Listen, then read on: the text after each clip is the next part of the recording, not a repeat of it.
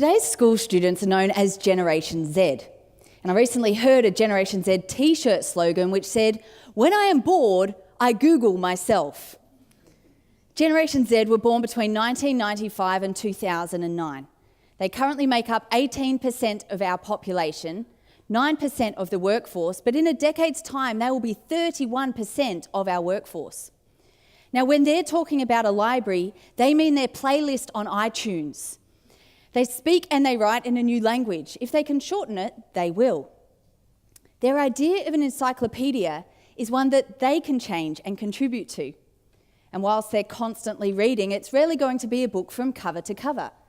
After all, they're visual communicators, so why read it when you can watch it? They speak another language that sounds like, "My bad, totes, cron, chillax, epic for shiz, cray cray, YOLO."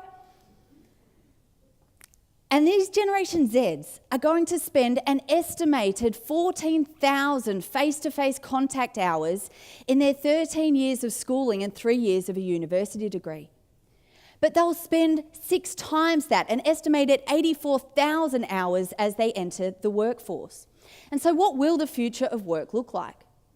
Well, we're on the brink of significant intergenerational transition in our workplaces at the moment, as the baby boomers, who are currently making up a quarter of our workforce and hold a lot of the leadership roles, are reaching retirement years.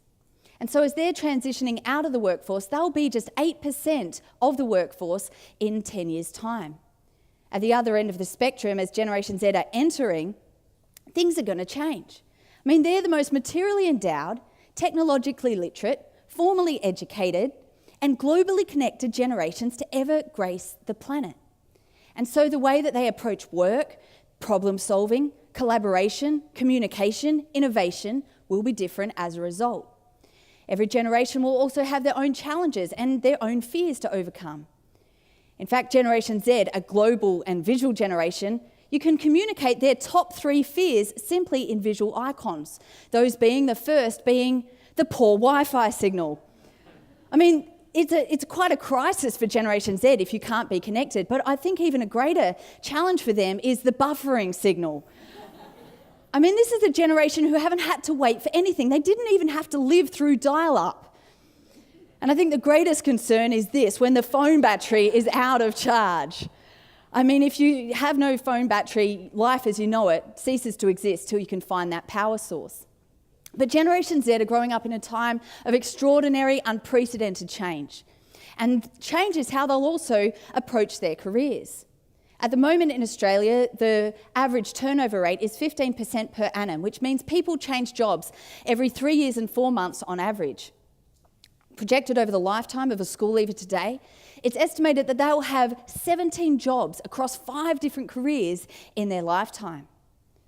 But what's the future of work going to look like? Well, the intergenerational report put out by the Australian government periodically looks at 3 big social trends that all start with P that are going to redefine what work looks like into the future. The first of these being our population.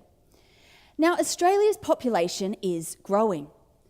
In fact, we have doubled both our national and our global population since 1966. We're not only growing, but we're also ageing. Our population pyramids depict this visually. In 1985, our population pyramid showed there were more younger people than older people. But today, we're starting to become more rectangular, and you can see we're on the brink of massive ageing. In fact, as we project to 2045, for the first time, our population pyramid is going to start to become inverted, with more people aged over 60 than under 18 for the first time in that year. But we don't just have more older people, we're also living for longer as well. And that ageing is going to have a ripple effect on all of us in our society. In fact, those ripples will also ripple out to even to the Queen. And if we can just take a moment just to consider the Queen for a moment. Please, it was 1952 that she ascended to the throne. And in that year, she would have had to write 40 congratulatory letters to Australians turning 100 that year. However, this year, she's needing to find time in her busy schedule to write 2,643.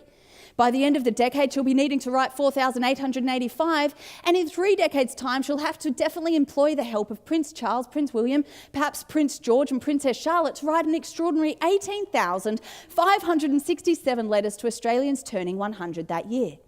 So we're growing, we're ageing, we're also changing. You see, 3/5 of our growth can be attributed to net overseas migration. So we're more culturally diverse than ever before. In fact, 1 in 4 Australians weren't born here. And when you look at households that have at least one parent born overseas, 46% of households have either one or both parents born overseas.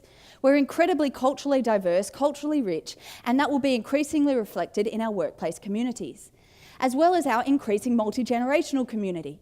We've currently got 6 generations in our communities: the builders, the baby boomers, Generation X, Generation Y, Generation Z, and the generation to follow them were born since 2010, the year marked by the electric car charging station, the launch of the iPad, the launch of Instagram, and the beginning of Generation Alpha. I heard a story of a mum talking to her Generation Alpha son and said, "Now, sweetie, Mum's been really sick this week. She's had a virus." And the little Gen Alpha said back to her, "Don't be silly, Mum. Only computers can get viruses." They're growing up in different times, and each generation will have different challenges and different needs. For example, we know Maslow's hierarchy of needs: the need for survival, security, our social needs, our self-esteem needs, and self-actualization. But Gen Z and Gen Alpha have identified a more fundamental need for that generation, which is the consistent and constant need for Wi-Fi wherever they go. We're growing, we're ageing, we're changing with our population. The other key shift is going to be the participation rate in the workforce. Now, the female participation rate will continue to increase and will actually be working later in life as well. That's exciting, isn't it? The retirement age is being pushed back. But even with those 2 increases, the overall participation rate is set to actually decline because we've currently got 65.1% of our population over 15 in the workforce, but by 2055 it will decline to 62.4%, and that's a result of our ageing population. You see, when we look at the ratios, you can see that in 1975 there were 15 people of working age for every couple of retirement age. Today, there's just 9 people of working age for every couple of retirement age, and as we project to 2055, there'll be just 5.4 people of traditional working age for every couple of retirement age. Now, that's going to place greater demands on the workforce for higher levels of productivity than we've ever seen before. And that's the third social trend, which is redefining the workplace of the future. Now, productivity is the only one there that's not defined by the demographic realities, but we're going to need to increase significantly.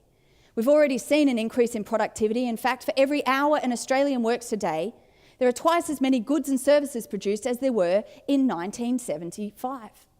However, largely this has contributed to or been a result of the increased efficiencies that technology has enabled. It's amazing how we can find pretty much any piece of information or any answer within a few seconds, within a few clicks of a button. However, unless, of course, we want to do some deeper research, in which case this sums it up, that you know you're desperate for an answer when you look at the second page of Google. It's not just been technology, though, that's transformed our productivity, but we'll be able to maximise our productivity if we are people and organisations who can innovate, and also the communities that can collaborate. It's where we see the intersection of these 3 things, technology, innovation, and collaboration, that we're seeing sectors being transformed. Let's take the accommodation sector, for example. Hilton, established in 1919 in 91 countries with approximately 600,000 beds. However, compare that to Airbnb, established in 2008, is in 190 countries and has over 1.5 million listings. Now, what Airbnb has done is an innovative approach to accommodation, which has released the collaborative power of the community for all of us to become accommodation providers if we want to, and it has leveraged this over a technology platform. Again, you see this with the transportation network company Uber. Suddenly, we can all become drivers. So this innovative idea of transportation has been released through to the collaborative power of the community through the technology platforms. Cancer Research UK. They are a very innovative company that have made a game called Play to Cure, Genes in Space. It's a computer game, and as you play it, you are processing significant amounts of genetic data, which would otherwise take scientists hours of work to process. And so this innovative idea, released to a broad collaborative community over a technology platform, has transformed this approach to beating the problem of solving cancer sooner. What makes TED such a powerful brand? Well, at its core, it's innovation in communication and the spreading of ideas. But it's also released over to the collaborative community to take part in. the model of TEDx events with local communities being able to take part. And then it's maximised through the communication over the technology platforms. Traditional leadership styles have been based on linearity and conformity, based on position and hierarchy. However, the leadership styles that the younger generations are responding more to are those based on collaboration and contribution, where they can participate and have a voice. And if we think about the effective leaders of the future, they will not be those marked necessarily by having the highest developed skill level or expertise in an area, but rather those who are able to create a culture of collaborative innovation. These leaders will understand that as people, we are designed to connect. And we are constantly connecting over online platforms. But what also amazes me, in a world where we've got all the technologies to enable us to telework full-time if we wanted to, we still spend hours commuting to and from work every day and every week. And that's because something happens when we connect in face-to-face interaction, and ideas are sparked and knowledge is transferred in a way that only happens in that context. We're also designed to contribute. And it's interesting that the platforms that we spend the most time on online are actually those where we're not just consumers of the content, but also contributors. It's the social media platforms. It's places like blogs and even Wikipedia where we're contributors. And finally, this culture will also be one that enables us to create. We're designed to create. And again, you see this on what we're doing online, where an example is YouTube, where we create the content. Now, did you know there are 100 hours of YouTube videos uploaded every single minute?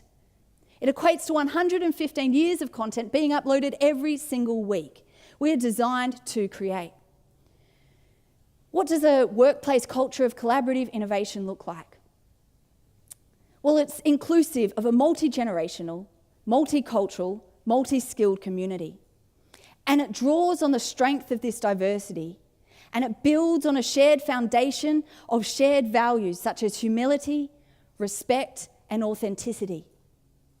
Productivity and outcomes, output, are important. In fact, we've seen that will become increasingly so.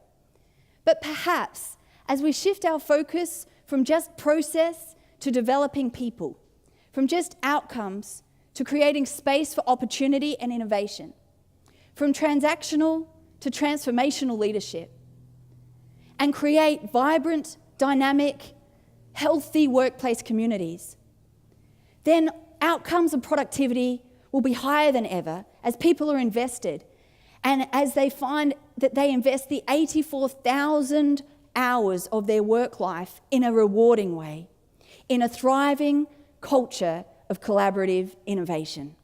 Thank you very much.